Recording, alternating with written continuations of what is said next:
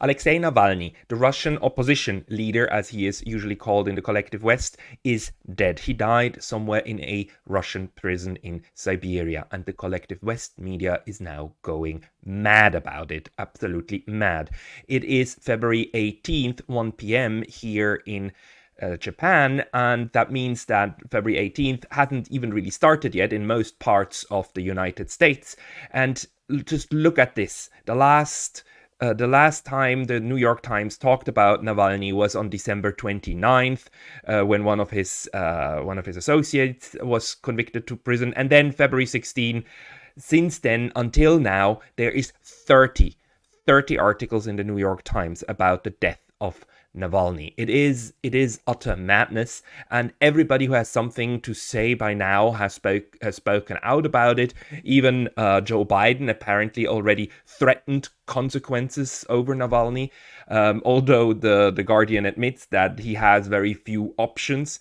The collective West is of course already blaming Vladimir Putin himself for the death of Navalny, although spokespeople for the Kremlin have said that they don't know what the causes of death were now. But of course the West is already putting all the blame directly in front of Putin himself. Apart from what really happened and who Navalny was, the way that the Western media portrays this at the moment is so extremely hypocritical that it just hurts me personally, and it insults our intellect, because for the last 10 years Julian Assange has been rotting away, first in the Ecuadorian embassy in the UK, and then now in a prison in Belmarsh for the last couple of years in solitary confinement. This man is currently being tortured to death, a very slow, very painful death, which the collective West media basically still ignores. And the other one that is being collectively ignored is, of course, the death of Gonzalo Lira. The death of Gonzalo Lira, utterly ignored. Look at the New York Times. Go try look for his name. Gonzalo Lira mentioned once on the 24th of October, 2022, as a right-wing American who's living in Ukraine and spreading conspiracy theories about the war. That's the one mention. These people, they honestly care more about a Russian dissident in Russia than about American dissident dying in Ukraine. Gonzalo Lira, of course, died. Gonzalo Lira died about a month ago, I think it was 5-6 weeks ago, and the New York Times doesn't even mention that. These people, including Joe Biden and so on, they are so furious about the death of a Russian in Russia, and they are utterly indifferent to the death of an American citizen, a US citizen in Ukraine, where they have like 1,000,000 times more influence. Gonzalo Lira could have been rescued and brought back to the United States with one phone call from Blinken, and this would have ended. But the guy had to die in Ukraine, and it wasn't even mentioned. And now this other dude, over whom there is the West never had a handle over him, that's not true. He was in the West, and he decided to go back to Russia. And that's one of the things that they are reporting on right now. Why is it that Alexei Navalny went back? But this hypocrisy is just so mind-boggling. It's utterly mind-boggling. So that it's really hard for me to still understand how people can take this serious, and how they can think that the Russian regime is so much worse than the regime in Washington and Berlin, and this entire collective West schizophrenia, that they try to make you believe that their human rights approach is somehow superior to what the Russians or the Chinese are doing. I mean, all the regimes are torturing their number one enemies and their number one dissidents to death, and let them be tortured to death, or they let them disappear. I mean, there is really no moral difference between these cases. It's utterly ridiculous. And let's read the Guardian article just to again understand the framing in which we are in right now as we speak. So Biden threatens consequences. When Joe Biden met Vladimir Putin in 2021, the leaders staring at each other across the library of Geneva Lakeside Villa, the US president warned there would be devastating consequences for Moscow if Alexei Navalny died in Russian custody. Isn't this fantastic? That really the leader of the United States tells the leader of Russia that, what happens with your citizen in your justice system, that is of our concern, and we tell you what your justice system can and cannot do to them. I'm not saying that Navalny deserved to die. I'm not saying that, and it is a bad thing when any kind of political dissidents die in prison. Don't get me wrong. Whatever Navalny was, and I know there are people who say that he was a right-wing nationalist. With a fascist past himself. I don't know that. I don't know what Navalny's past was. It is never good when people who speak out against a government then die in this government's custody. That's never a good sign.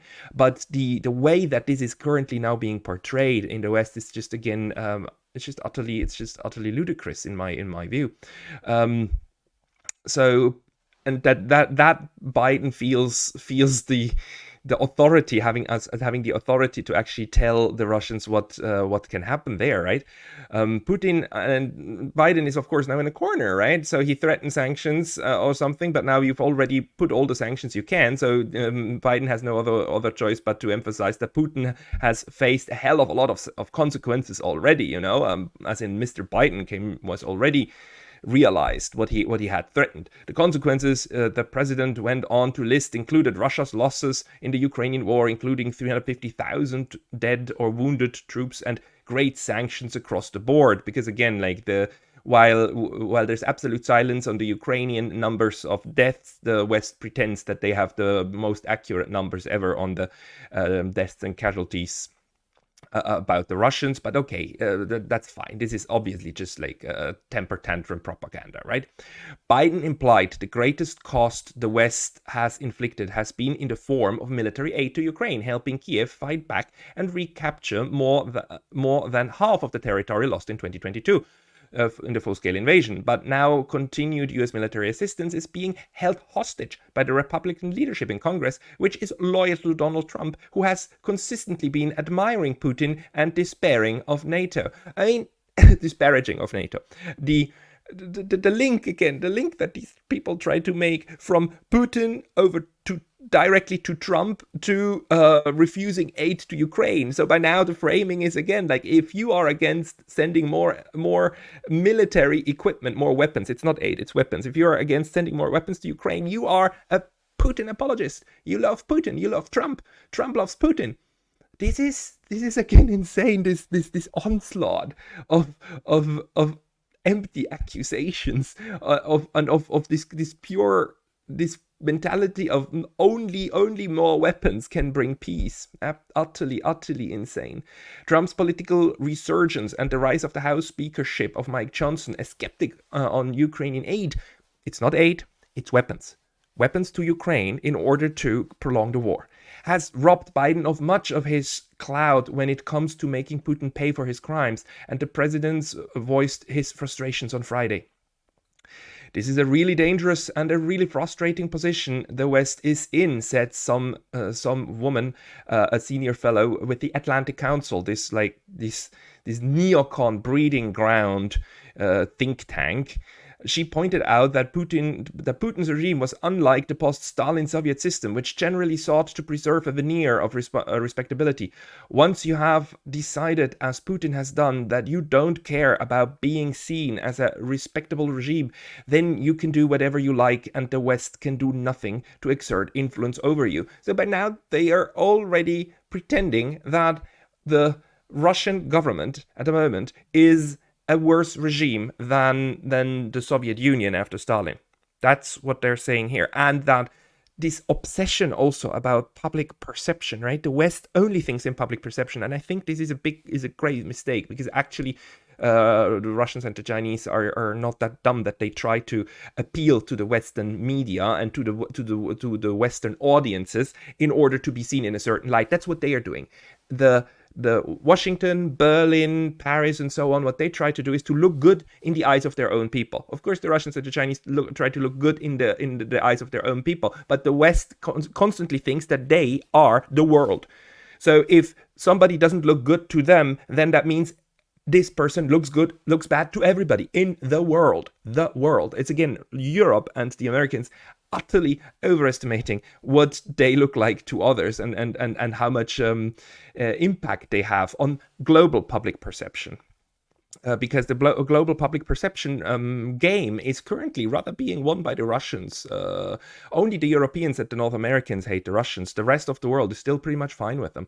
So the US Treasury highlights the impact of sanctions, arguing that the Russian economy is over 5% smaller than had been predicted prior to the escalation. Let this sink in for a second. This is straight from Soviet playbook of confusing people with weird statistics, which are not wrong. They're just highly disingenuous is the word. Highly disingenuous. It's over 5% smaller than had been predicted. So some dude in the West had predicted like some high growth of the Russian economy, and then it didn't grow that much, it grew less, and now this propaganda article in The Guardian is trying to say this is proof that the sanctions are working. Come on, even Voice of America, the other propaganda outlet, had to concede recently, February 8th, 2024, that Russia's economy grew in 2023 despite war and sanctions. And it grew a lot. The Russian economy in 2023 outpaced both the United States and Europe in terms of growth, increasing in size by 3.6%. Despite being to a wide array of power, being under a wide array of powerful economic sanctions. So even Voice of America has to say, yeah, they grew by 3.6%. And then this Guardian article, like, they look for anything in their papers that they can somehow construe as they are suffering. The Russians are really suffering. We gave it to them. It's that crazy. It's that crazy that they go this far. Then this woman also says the West is imposing sanctions that would have been crippling 30 years ago. But because there are so many other countries willing to trade with Russia, they don't have the blunt force they would have had years ago.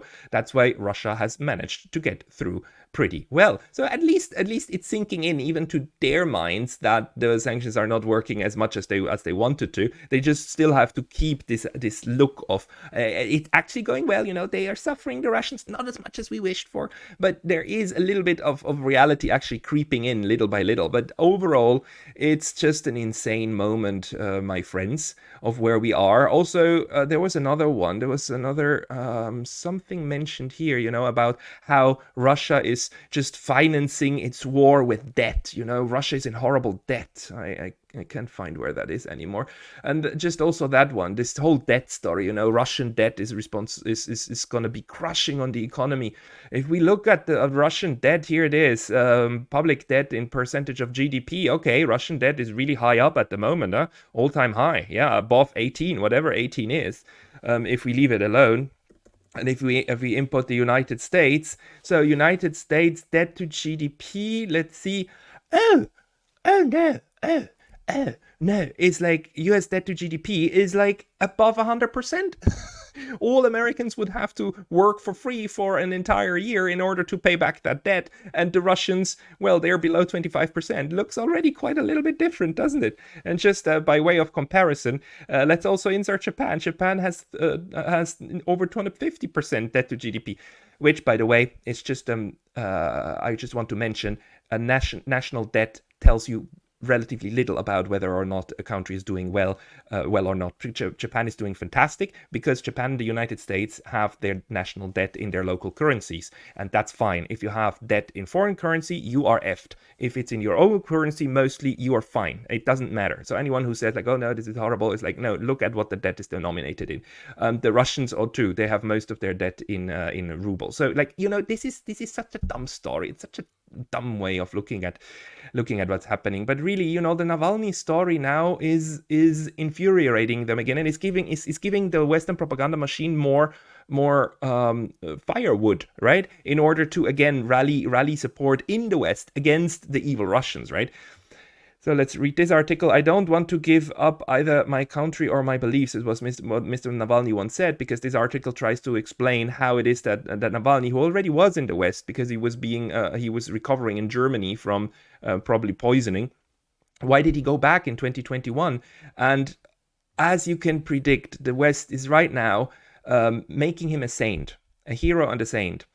So everything in this article is about what a hero Navalny is, what a great hero, and that he has 2 kids and a wife. And this is, of course, this is absolutely tragic and absolutely horrible for this family, and no doubt. And now the article basically sanctifies him. Some people were wary of Mr. Navalny. He began his political career in the nationalist camp and made some offensive comments about immigrants. Later, he characterized it as a temporary step needed to start building the opposition from someplace. So, you can see that the New York Times is trying to kind of whitewash his history. I don't know what his history is, and I don't want to judge on that because I honestly don't know. But if they say something like this, they probably have some problems in explaining his past. Mr. Putin thought at various times that he had solved his Navalny problem, not least by letting him leave to recuperate in Germany after he had been poisoned. The perception was that anyone in their right mind would not come back, but Mr. Navalny did. And it's also funny how these newspapers, they always know exactly what Putin thought, right? They can see right into his head. Mr. Putin thought at various times, so they know what Putin thought. It's really, really the audacity of these people. And then, at the very end, it's clear Navalny is a hero, and he's now a saint in the West. He's now the person they've, the dead hero, like a Jesus on a cross that they can that they will parade around. It is utterly grotesque at this point. And again, Gonzalo Lira. The West doesn't care about people it could save. The West doesn't care about the Palestinians in Gaza, who it could save. The US could save these people, but it lets them die. It's even worse. It helps Israel to kill them. It doesn't care about human rights. Human rights is an empty shell, and I love human rights. I think they are a great idea. I wish they were a great idea, but this kind of abuse, utter abuse, works against them. The West is killing the idea of human rights by politically abusing them. Use your power where you have it. Use it with your friends and try to help the people you can, and don't decry the fate of some opposition leader, or try to build up, like in Venezuela, a Juan Guaido, just because you can use these people in the future in order to run these countries once you have empowered them, right? It's utterly clear the West is mad that Navalny is dead, not because they love Navalny, it's because they were robbed of a very, very good media figure who they could build up to be a next president and take over the country and destroy Russia completely from the inside. Sad times.